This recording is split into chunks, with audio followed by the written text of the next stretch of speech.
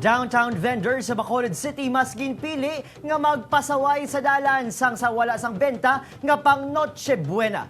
Yaring balita nga aton gintutukan. Apisar sang paandam sa kapulisan nga si Kupon ang mga manugbaligya sa downtown ang 75 anyos na si Nanay Eder. Pakabal ang kapital. Kundi mapasaway kami di, at kundi rin kami, masking gamay lamon baligya, makabintagi kami. Kung nigtuwa ay gitya. Masobra na 4 katikada nga nagabaligya sa sidewalk. Nagahumok man kuno ang tagipusuon sa kapulisan sa ilabi na kun Paskwa.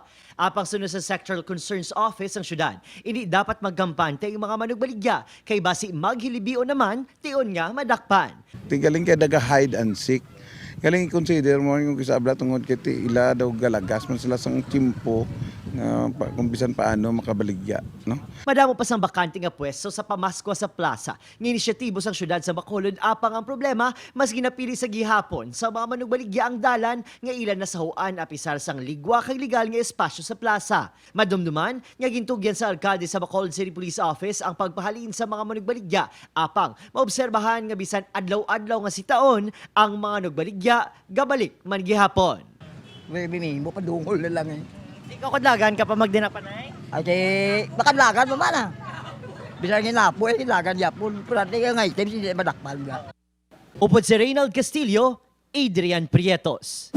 One Western Visayas.